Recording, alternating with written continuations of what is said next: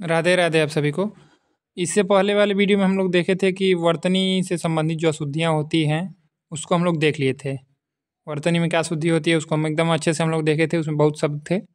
ठीक, तो आज आज जो है देखा जाएगा उसके आगे विराम चिन्हों के प्रयोग और नियम। तो विराम चिन्ह का प्रयोग कैसे होता है, उसका नियम क्या है। विराम चिन्ह में ये प्रश्न पूछता है कि कौन सा विराम चिन्ह है, ऐसे दे देगा कोई भी चिन्ह, ठीक, और पूछ लेगा कि कौन विराम चिन्ह है ये, ऐसे भी प्रश्न बनता है।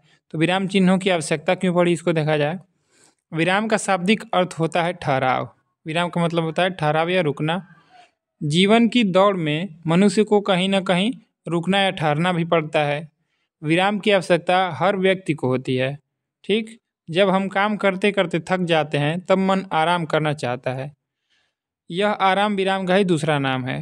पहले विराम होता है फिर आराम, मतलब कि अगर आराम करना है तो पहले रुकना पड़ेगा। तो वही लिखा है कि पहले आराम विराम होता है फिर उसके बाद आराम होता है। स्पष्ट है कि साधारण जीवन में भी विराम की आवश्यकता है। अब देखिए आगे, लेखन मनुष्य के जीवन की एक विशेष मानसिक अवस्था है। लिखते समय लेखक यूं ही नहीं दौड़ता, बल्कि कहीं थोड़ी देर के लिए रुकता है, ठहरता है और पूरा यानी कि पूर्ण विराम लेता है। यही चीज़ है कि जैसे हम लोग कुछ भी लिखते हैं तो एक ही साथ विचार आते हैं, तो उसके बाद विचार कुछ नहीं आते हैं, दिमाग नहीं चलता है, तो वहाँ पे विराम हो जाता है। ठीक, एक वाक्य ख़त्म हो गया तो दूसरा वाक्य सोचने में भी टाइम लगता है, तो वो विराम हो जाता है उसी लिए। अब देखिए, ऐसा इसलिए होता है कि हमारी मानसिक दशा की गति सदा एक जैसी नहीं होती। यही कारण है कि लेखन कार्य में भी विराम चिन्हों का प्रयोग करना पड़ता है।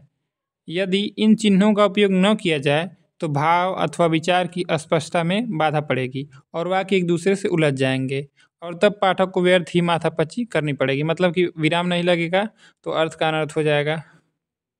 ठीक है, विराम चिन्हों का बहुत महत्वपूर्ण योगदान है वाक्यों को समझने के लिए। अब देखिए आगे, पाठक के भाव बोध को सरल और सुबोध बनाने के लिए विराम चिन्हों का प्रयोग होता है। सारांश यह कि वाक्य के सुंदर गठन और भावाभिव्यक्ति की स्पष्टता के लिए इन विराम चिन्हों की आवश्यकता और उपयोगिता मानी गई है। प्रत्येक विराम चिन्ह लेखक की विशेष मनोदशा का एक एक पड़ाव है, उसके ठहराव का संकेत स्थान है। अब देखिए हिंदी में प्रयुक्त विराम चिन्ह, ये बहुत इंपॉर्टेंट है। ये पूछता है, अब ऐसे परीक्षा में पूछ लेगा, ऐसे डायरेक्ट ऐसे बना दिया है जो ये है, इसको पूछ लेगा कि ये कौन सा विराम है, और ये ऑप्शन 4 दे देगा, तो इसमें से समझना रहेगा। तो इसको पूर्ण विराम कहा जाता है। ठीक, फुल स्टॉप, इंग्लिश में इसको फुल स्टॉप कहा जाता है। जब वाक्य कोई समाप्त होता है तो इसका हम लोग प्रयोग करते हैं पूर्ण विराम ये है। और ये अल्प विराम है, इसको हम लोग इंग्लिश में क्या कहते हैं, कॉमा। ठीक, अल्प विराम। और ये योजक चिन्ह है, योजक, इसको इंग्लिश में क्या कहा जाता है, हाइफन कहा जाता है। ठीक है, जैसे हम लोग कोई पंक्ति लिख रहे हैं तो उसका उसका लेखक है, तो उसके पहले ये लगता है ना हाइफन का चिन्ह, उसके बाद लेखक का नाम। और प्रश्नवाचक चिन्ह है, कुछ भी साइन ऑफ इंटरोगेशन इसको कहा जाता है, मतलब कुछ भी प्रश्न जहाँ पे है वहाँ पे ये लगता है। विस्मयाद बोधक चिन्ह, मतलब कि जैसे आश्चर्यचकित होना, विस्मय जहाँ पे होता है वो ये है, उसका चिन्ह है साइन ऑफ एक्सक्लेमेशन। और ये इंटेरोगेशन है, इंटेरोगेशन। ठीक, प्रश्नवाचक चिन्ह, इसको याद रख लेना है एकदम, क्योंकि इससे प्रश्न बन जाता है। अब ये देखिए, ये पूछ देगा कि किसका चिन्ह है, कौन सा विराम चिन्ह है ये, तो ये उद्धरण चिन्ह है, इन्वर्टेड कामा। इसका प्रयोग तब होता है जब किसी का कथन हम लोग वैसे ही रख ले रहे हैं, अपने पंक्ति में कुछ लिख रहे हैं, किसी के कथन को हम लोगों को वैसे ही रखना है, तो इसका प्रयोग होता है, इसको उद्धरण चिन्ह कहा जाता है। ठीक, अब देखिए पूर्ण विराम है जो, इसके नियम बहुत हैं कि कैसे पूर्ण विराम का प्रयोग कहाँ पे होता है। ठीक, इसको देखा जाए। अब देखिए पूर्ण विराम, पूर्ण विराम का अर्थ है पूरी तरह रुकना या ठहरना। तो ये ठहरना के बाद जो लगा है वही चीज़ है, पूर्ण विराम ही है। और ये अल्प विराम है, तो यहाँ पे लिखा है ना कि पूर्ण विराम का अर्थ है पूरी तरह रुकना या ठहरना। सामान्यतः जहाँ वाक्य की गति अंतिम रूप ले ले, विचार के तार एकदम टूट जाएं, वहाँ पूर्ण विराम का प्रयोग होता है। ठीक, देखिए यहाँ पे पूर्ण विराम का जो है उदाहरण दिया है। तो यह हाथी है, तो यहाँ पे वाक्य हम लोगों का पूर्ण हो जा रहा है ना कि यह हाथी है, तो यहाँ पे पूर्ण विराम लग जा रहा है। वह लड़का है, तो यहाँ पे भी पूर्ण हो जा रहा है, तो यहाँ पे भी है। मैं आदमी हूँ, ठीक, उसके बाद भी है पूर्ण विराम। तुम जा रहे हो, यहाँ पे भी है पूर्ण विराम। इन वाक्यों में सभी एक दूसरे से स्वतंत्र हैं, मतलब कि इसका किसी से किसी का संबंध नहीं है, सब अलग अलग वाक्य हैं, सबके विचार अपने में पूर्ण हैं। ऐसी स्थिति में प्रत्येक वाक्य के अंत में पूर्ण विराम लगना चाहिए। संक्षेप में प्रत्येक वाक्य की समाप्ति पर पूर्ण विराम का प्रयोग होता है। यानी कि प्रत्येक अगर कोई भी वाक्य हम लोग का खत्म हो रहा है तो वहाँ पे पूर्ण विराम लगाया जाता है। अब दूसरा नियम क्या है, कभी कभी किसी व्यक्ति या वस्तु का सजीव वर्णन करते समय वाक्यांशों के अंत में पूर्ण विराम का प्रयोग होता है। जैसे गोरा रंग, गालों पर कश्मीरी सेब की झलक। ठीक, तो ये चीज़ क्या है, हम लोग उपन्यास पढ़ रहे हैं, मान लीजिए कोई भी, तो उसमें कोई व्यक्ति है, उसका वर्णन करना है, तो रंग कैसा है, गोरा रंग है, तो उसके बाद क्या है, ये फुल स्टॉप यानी कि पूर्ण विराम का प्रयोग होगा। गालों पर कश्मीरी सेब की झलक, नाक की सीध में ऊपर के ओठ पर मक्खी की तरह कुछ काले बाल, सिर के बाल न अधिक न बड़े न अधिक छोटे। तो यहाँ पे देखिए, यहाँ पे है ना कि नाक के की सीध में ऊपर की ओठ पर मक्खी की तरह कुछ काले बाल, यहाँ पे लगा है पूर्ण विराम। सिर के बाल न अधिक बड़े न अधिक छोटे, यहाँ पे भी लगा है। कानों के पास बालों में कुछ सफ़ेदी, यहाँ पे भी लगा है पूर्ण विराम। पानीदार बड़ी बड़ी आँखें, इसके बाद भी है। चौड़ा माथा, ठीक, तो वर्णन करने में भी हो रहा है। बाहर बंद गले का लंबा कोट, ठीक, तो ये सब है, यानी कि किसी का वर्णन हो रहा है वहाँ पे किसी व्यक्ति के बारे में, तो उसका भी वहाँ पे भी क्या लगेगा, पूर्ण विराम लगेगा। अब दृष्टव्य देखा जाए, दृष्टव्य क्या है कि यहाँ व्यक्ति की मुख मुद्रा का बड़ा ही सजीव चित्र कुछ चुने हुए शब्दों तथा वाक्यांशों में खींचा गया है। प्रत्येक वाक्यांश अपने में पूर्ण और स्वतंत्र है। ऐसी स्थिति में पूर्ण विराम का प्रयोग उचित ही है। ठीक, तो ये बता रहा है कि क्या यहाँ पे ऊपर जो हम लोग किए हैं वो उसका एक्सप्लेनेशन है। अब देखिए पूर्ण विराम का दुष्प्रयोग, पूर्ण विराम का दुष्प्रयोग कहाँ पे होता है। पूर्ण विराम के प्रयोग में सावधानी न रखने के कारण निम्नलिखित उदाहरण में अल्प विराम लगाया गया है। तो यानी कि पूर्ण विराम की जगह पे लोग अल्प विराम लगा देते हैं, तो ये क्या है, उसका दुष्प्रयोग है। आप मुझे नहीं जानते, महीने में मैं 2 ही दिन व्यस्त रहा हूँ। तो यहाँ पे जो है ना, यहाँ पे जानते, यहाँ पे भी रहना चाहिए। ठीक, यहाँ जानते के बाद अल्प विराम के स्थान पर पूर्ण विराम का चिन्ह लगाना चाहिए, क्योंकि यहाँ वाक्य पूरा हो गया है। ठीक, आप मुझे नहीं जानते, यहाँ पे पूर्ण विराम रहना चाहिए। महीने में मैं 2 ही दिन व्यस्त रहा हूँ, यहाँ पे भी ठीक है, तो यहाँ पे गलती हो गया है। दूसरा वाक्य पहले से बिल्कुल स्वतंत्र है। ठीक, अगर जुड़ा रहता इससे तो हम लोग कामा लगा देते, लेकिन दोनों अलग अलग स्वतंत्र वाक्य हैं, तो यहाँ पे फुल स्टॉप लगेगा। पूर्ण विराम, निम्नलिखित उदाहरण में पूर्ण विराम के स्थान पर अर्ध विराम का प्रयोग होना चाहिए। अब देखिए, मैं मनुष्य में मानवता देखना चाहती हूँ। ठीक, देखिए यहाँ पे क्या लिखा है कि मैं मनुष्य में मानवता देखना चाहती हूँ, उसे देवता बनाने की मेरी इच्छा नहीं। तो यहाँ पे दोनों अलग अलग वाक्य है, तो यहाँ पे भी पूर्ण विराम रहेगा, यहाँ पे पूर्ण विराम रहेगा, यहाँ पे कॉमा नहीं रहेगा। तो ये तो हम लोग का हो गया पूर्ण विराम समाप्त। अब देखा जाए अल्प विराम को, तो ये जो अल्प विराम है ना, इसका सबसे ज़्यादा प्रयोग होता है। हिंदी में पूछेगा, प्रश्न बन जाएगा कि किस विराम चिन्ह का सबसे ज़्यादा प्रयोग होता है, तो अल्प विराम का सबसे ज़्यादा प्रयोग होता है। हिंदी में प्रयुक्त विराम चिन्हों में अल्प विराम का प्रयोग सबसे अधिक होता है। ठीक, अतः इसके प्रयोग के सामान्य नियम जान लेने चाहिए। अल्प विराम का अर्थ है थोड़ी देर के लिए रुकना या ठहरना। हर लेखक को अपनी विभिन्न मनोदशाओं से गुजरना पड़ता है। कुछ मनोदशाएं ऐसी हैं जहां लेखक को अल्प विराम का उपयोग करना पड़ता है, ये अनिवार्य दशाएं हैं। कुछ मनोदशाएं ऐसी हैं जहां अल्प विराम का उपयोग वर्जित है। हमें इन्हीं 3 स्थितियों को ध्यान में रखकर अल्प विराम के व्यवहार पर विचार करना चाहिए। अल्प विराम के प्रयोग की निम्नलिखित स्थितियाँ हो सकती हैं। तो अल्प विराम का नियम है कि कहाँ पे अल्प विराम का प्रयोग होगा, ठीक, किस परिस्थिति में होगा। तो इससे क्या होता है, हम लोग वाक्य शुद्धि में सही रहता है। कोई भी वाक्य दे देता है ना कि वाक्य शुद्ध है कि नहीं, उसमें ये हम लोग का बहुत काम करेगा। वाक्य में जब 2 से अधिक समान पदों, पदांशों अथवा वाक्यों में संयोजक अव्यय और की गुंजाइश हो, तब वहाँ अल्प विराम का प्रयोग होता है। जैसे, ठीक, अब देखिए पदों में राम, लक्ष्मण, भरत और शत्रुघ्न राजभवन में पधारे। तो यहाँ पे है ना राम और लक्ष्मण, यहाँ पे हो सकता है ना, लेकिन और कई बार कितना बार लिखा जाएगा, लेकिन उसीलिए अल्प विराम का प्रयोग हो रहा है। ऐसे तो लिख नहीं सकते हैं कि राम और लक्ष्मण और भरत और शत्रुघ्न राजभवन में पधारे, तो इसलिए यहाँ पे राम कामा लक्ष्मण, इसका मतलब हो गया कि और लक्ष्मण, तो राम कामा लक्ष्मण कामा भरत और शत्रुघ्न राजभवन में पधारे। अब ये पदों में है। अब वाक्यों में देखा जाए, वह रोज आता है, काम करता है और चला जाता है। ठीक, वह रोज आता है, अल्प विराम, काम करता है और चला जाता है, इससे संबंधित है दोनों वाक्य, तो इसलिए अल्प विराम लग गया है। अब देखिए, इन उदाहरणों में 2 से अधिक समान पदों में पार्थक्य दिखाया गया है। कुछ अन्य उदाहरण इस प्रकार हैं। अब उदाहरण और है, इसको देखा जाए क्या उदाहरण है। और राम कामा मोहन कामा सुरेश और श्याम घर चले गए। तो यहाँ पे है कि राम मोहन और सुरेश से हम घर चले गए, तो यहाँ पे भी 2 जगह लगेगा। छोटी कामा हल्की कामा गोल और किनारदार थाली लाओ। तो देखिए यहाँ पे भी अल्पविराम लगा है, छोटी हल्की गोल, तो यहाँ तक तो ठीक है। और यहाँ पे लगेगा क्योंकि यहाँ पे समाप्त हो रहा है ना, तो यहाँ पे और लगेगा किनारदार थाली लाओ। ऐसे इसमें क्या होता है ना, प्रश्न ऐसे ऐसे इसका बनता है। देखिए यहाँ पे ये पूछ देगा, इसमें पूछ लेगा कि इसमें कितने अल्पविराम लग सकते हैं। ठीक, ऐसे प्रश्न बन जाएगा।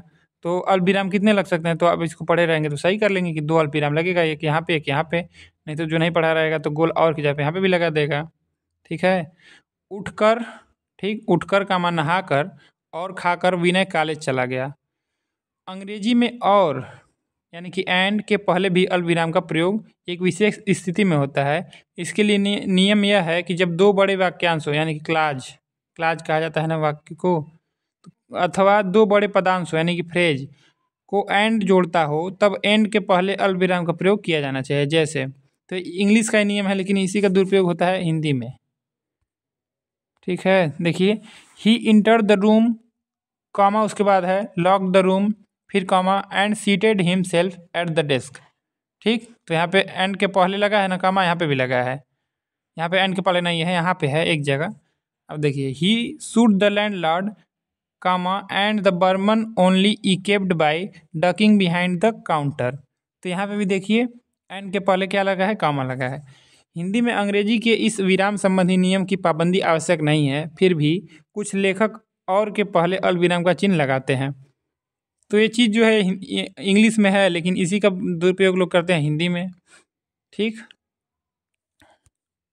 अब देखिए, जहाँ शब्दों की पुनरावृत्ति की जाए और भावातिरेक में उन पर विशेष बल दिया जाए, वहाँ अल्पविराम का प्रयोग होता है। जैसे अब ये ऊपर वाला जो इंग्लिश का नियम था, वैसे हिंदी में प्रयोग होता है। कुछ लोग करते हैं, कुछ लोग नहीं करते हैं, तो ये हम लोग नहीं कर सकते हैं, दुरुपयोग करते हैं। अब ठीक है, वो जैसे भी है, इंग्लिश में होता है वैसे हिंदी में भी हो जाता है। कुछ लोग करते हैं, कुछ लोग नहीं करते हैं। ठीक है, यहाँ पे देखिए लिखे हैं कि हिंदी में अंग्रेजी की इस विराम संबंधी नियम की पाबंदी आवश्यक नहीं है, फिर भी कुछ लेखक और के पहले अल्पविराम का चिन्ह लगाते हैं। अब देखिए, जहाँ शब्दों की पुनरावृत्ति की जाए और भावातिरेक में उन पर विशेष बल दिया जाए, वहाँ अल्पविराम का प्रयोग होता है। जैसे, वह दूर से, कामा बहुत दूर से आ रहा है, तो दूरी बताने के लिए हो रहा है ना कि दूर से, यानी कि बहुत दूर से, फिर उसी को रिपीट कर रहा है, तो वहाँ पे लगा है अल्पविराम। यहाँ पे देखिए लगा है सुनो, फिर कामा सुनो वह गा रही है, नहीं नहीं ऐसा कभी नहीं हो सकता। यदि ये बात नाटकीय ढंग से कही जाए तो अल्पविराम के स्थान पर विस्मयादिबोधक चिन्ह लगाए जा सकते हैं। ठीक, तो जैसे यहाँ पे है नहीं नहीं ऐसा कभी नहीं हो सकता, तो हम लोग नाटक पढ़ते हैं तो उसमें यहाँ पे इसमें क्या हो जाएगा, विस्मयादिबोधक चिन्ह हो जाएगा नहीं नहीं करके। ठीक, नाटक में अगर ये रहेगा तो, लेकिन यहाँ पे कामा भी लग सकता है। अब तीसरा नियम ये है, सबसे ज़्यादा अल्पविराम का ही नियम है, क्योंकि अल्पविराम का सबसे ज़्यादा प्रयोग होता है, तो इसी का नियम सबसे ज़्यादा है। अब देखिए, यदि वाक्य में कोई अंतर्वर्ती पदांश या वाक्य खंड आ जाए तो अल्पविराम का प्रयोग किया जा सकता है। जैसे, श्री रमणलाल देसाई के युग का ग्राम सेवक, जेल में गया हुआ सत्याग्रही, कहानी लेखक अब कहाँ है। तो यहाँ पे देखिए है ना कि श्री रमणलाल देसाई के युग का ग्राम सेवक, अभी पूरा नहीं हुआ है, अल्पविराम, जेल में गया हुआ सत्याग्रही कहानी लेखक, यहाँ पे पूरा नहीं हुआ है, अब कहाँ है। ठीक, समझ में आ रहा होगा। क्रोध, फिर कामा चाहे जैसा भी हो, फिर कामा मनुष्य को दुर्बल बनाता है। क्रोध चाहे जैसा भी हो मनुष्य को दुर्बल बनाता है। उपन्यास की संभावनाएं अब क्या हैं और विशेषकर मेरे लिए कितनी क्या हो सकती हैं, यह नहीं जानता। तो इसमें भी देखिए, उपन्यास की संभावनाएं अब क्या हैं और विशेषकर मेरे लिए कितनी क्या हो सकती हैं, उसके बाद है कामा यह नहीं जानता। अब आगे देखा जाए, सेठ फूलचंद, फिर कामा लगा है चारों बेटों के नाम कुल 12,000 रुपये छोड़ गए थे। इस प्रकार के अंतर्वर्ती उपवाक्य खंडों में अल्पविराम का प्रयोग प्राय अंग्रेजी की वाक्य रचना का प्रभाव लिए होता है। हिंदी कथा साहित्य में आज इसका प्रयोग धड़ल्ले से हो रहा है। इन प्रयोगों से निश्चय ही वाक्य के अंतर्वर्ती भाव तथा विचार स्पष्ट होते हैं, किंतु अंग्रेजी में इस प्रकार के प्रयोगों की अतिशयता है। वहाँ वाक्य के बीच too, however, such as if, ठीक, नॉट विथ स्टैंडिंग जैसे शब्दों के पहले और बाद भी अल्पविराम का प्रयोग होता है। जैसे, तो इंग्लिश में बता रहे हैं कि कैसे होता है, दिस के बाद कामा, ठीक, this comma however comma is certain. This however is certain है तो यहाँ पे दिस के बाद अल्पविराम है, इसका मतलब थोड़ा सा रुकना है, फिर हाउ एवर के बाद भी रुकना है। And then two there is further reason, यहाँ पे भी देखिए देन के बाद भी है। तो इंग्लिश वाला तो हम लोग को जानना नहीं है, बस यही समझा रहे हैं कि जैसे इंग्लिश में प्रयोग होता है वैसे हिंदी में भी होता है कहीं कहीं, ठीक। और कहाँ पे जहाँ इंग्लिश में होता है उसका अंधानुकरण हम लोग को नहीं करना है, हिंदी में यही समझना है। The story such as it is may be summarised as follows. अब देखिए नीचे, हिंदी में भी अंग्रेजी के अनुक्रम पर निम्नलिखित वाक्यों में अल्पविराम का प्रयोग हुआ है। तो हिंदी में भी अंग्रेजी की तरह अंग्रेजी का प्रभाव पड़ गया है। तो देखिए, निश्चय ही यह सत्य है, फिर भी वह एक अच्छा आदमी है, किंतु मैं ऐसा नहीं मानता।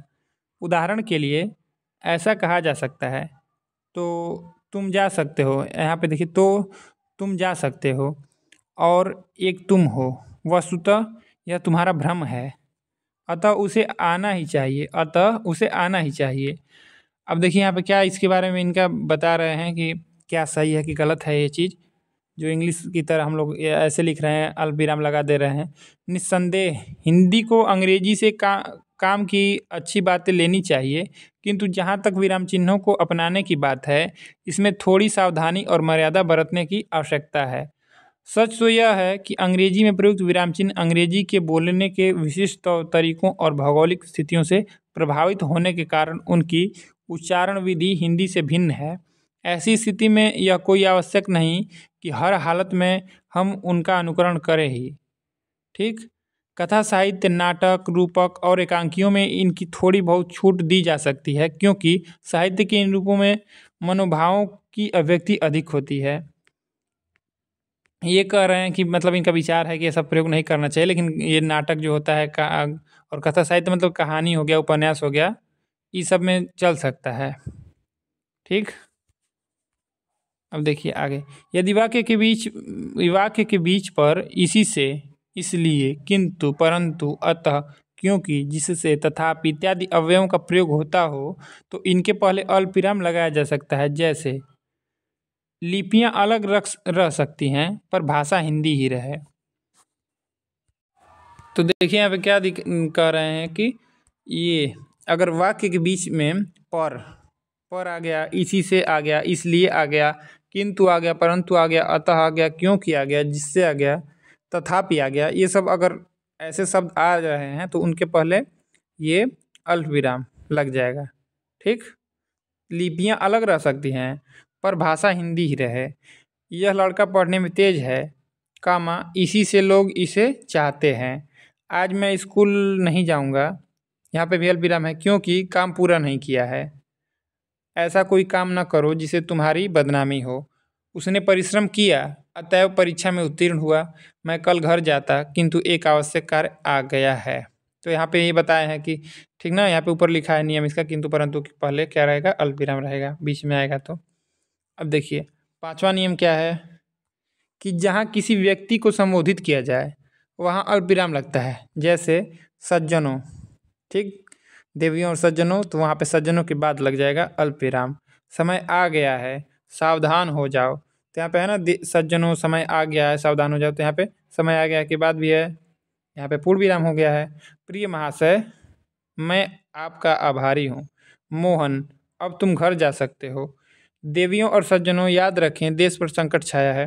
ठीक, समझ में आ रहा होगा कि संबोधन हो रहा है तो उससे पहले भी लग रहा है, ठीक, व्यक्ति को संबोधित किया जा रहा है ना। यहाँ हमें अंग्रेजी के अनावश्यक अनुकरण से बचना चाहिए। अंग्रेजी में किसी व्यक्ति का विशेष परिचय देते समय उसके नाम के पहले और बाद अल्पविराम का प्रयोग इस प्रकार होता है। तो ये बता रहे हैं कि अंग्रेजी में क्या होता है कि उसके नाम के पहले भी होता है और बाद में भी होता है, ठीक।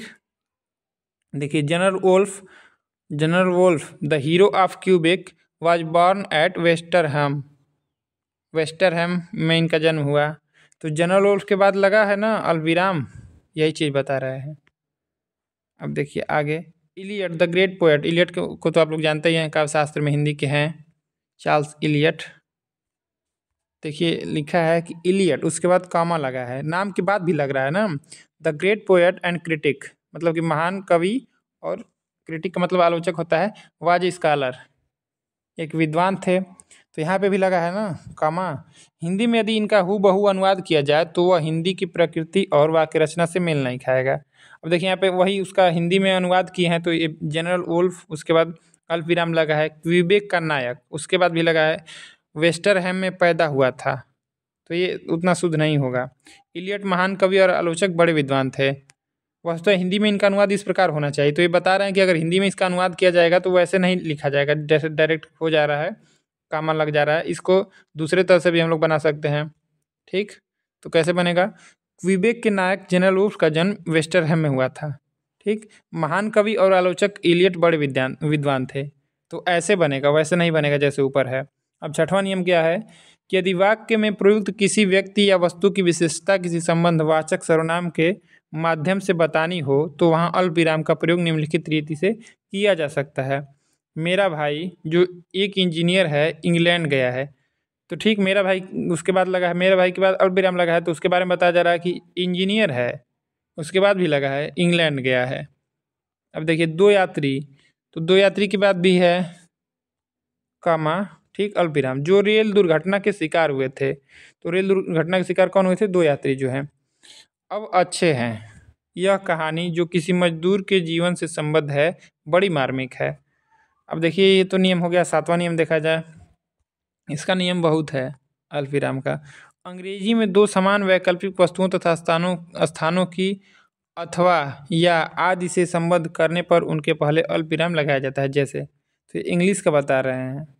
ठीक, अब देखिए आगे क्या है, ये इंग्लिश में है। इंग्लिश में क्या लिखा है कि कॉन्स्टेंटिनोपल और Istanbul was the former capital of Turkey. Nitre और saltpetre is dug from the earth. इसके ठीक विपरीत दो भिन्न वैकल्पिक वस्तुओं तथा स्थानों को अथवा या आदि से जोड़ने की स्थिति में अथवा या आदि के पहले अल्पविराम नहीं लगाया जाता है, जैसे, तो यहाँ पे ये चीज़ कह रहा है ना कि अगर एक ही चीज़, जैसे ये जो है कॉन्स्टेंटिनोपल और इस्तांबुल एक ही चीज़ है, तो अगर समानता है तो यहाँ पे अल्पविराम लग रहा है, और ये निट्रे जो है वही साल्ट पीटर है, तो यहाँ पे भी लग रहा है। लेकिन अगर ये दोनों भिन्न भिन्न रहेगा तो यहाँ पे बीच में एक कामा जो लगा है वो नहीं लगेगा। ठीक, यहाँ पे नियम लिखा है ना कि इसके विपरीत, ठीक विपरीत दो भिन्न वैकल्पिक वस्तुओं तथा स्थानों को अथवा या आदि से जोड़ने की स्थिति में अथवा या आदि से के पहले अल्पविराम नहीं लगाया जाता है। तो इसको देखा जाए, I should like to live in Devon और कॉर्नवाल। तो देखिए यहाँ पे कॉर्नवाल या डेवोन जो दोनों चीज़ है ये अलग अलग है। डेवोन और कॉर्नवाल एक ही चीज़ रहता तो यहाँ पे कम लग जाता, लेकिन अलग अलग चीज़ है इसलिए नहीं लगा है। ही केम फ्रॉम केंट और सोसेक्स, तो ये जो चीज़ है सोसेक्स और केंट ये दोनों अलग अलग है। ठीक, तो यहाँ पे कॉमा नहीं लगा है, नहीं तो लग जाता। तो ये इंग्लिश में है। अब हिंदी में देखा जाए उसके लिए क्या नियम है। हिंदी में उक्त नियमों का पालन खेद है कड़ाई से नहीं होता। हिंदी भाषा में समानतः अथवा या आदि के पहले अल्पविराम का चिन्ह नहीं लगता है।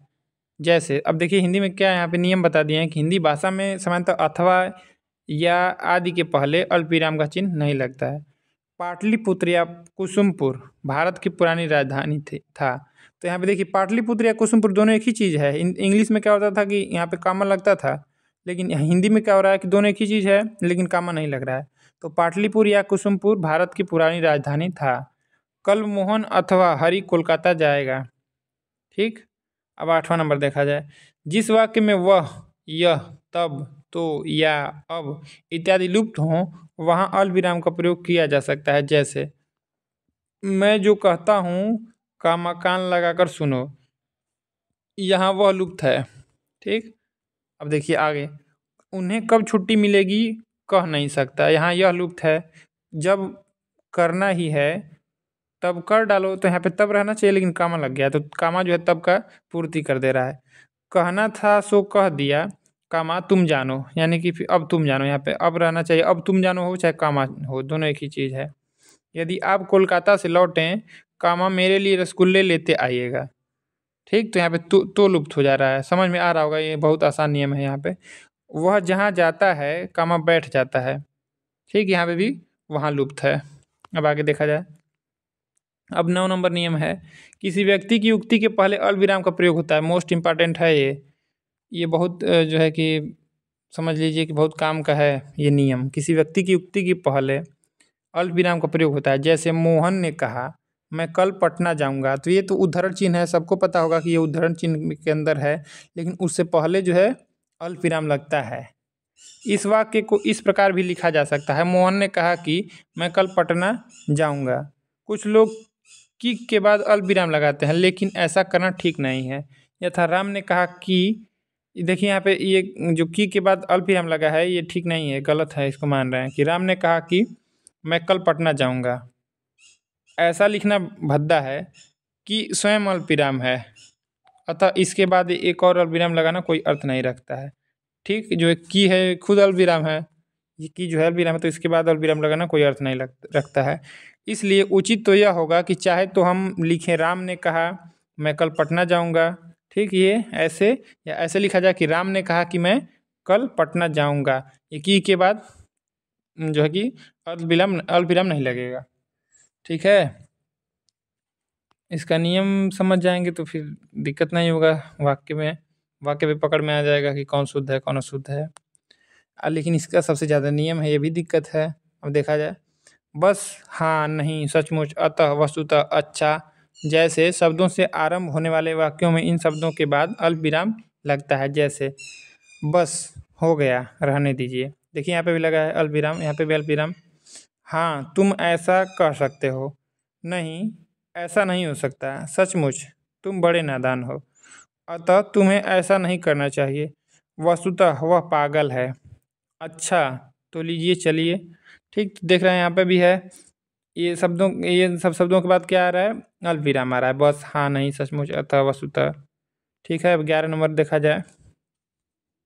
11 नंबर का ये है कि जब किसी लंबे वाक्य में एक से अधिक स्वतंत्र वाक्यांशों का प्रयोग हो तब अल्पविराम का प्रयोग आवश्यक हो जाता है। जैसे देखिए यहाँ पे दिया है, चाहती थी, ऐसे बोलूं जैसे कोयल प्रथम किरण से बोलती है।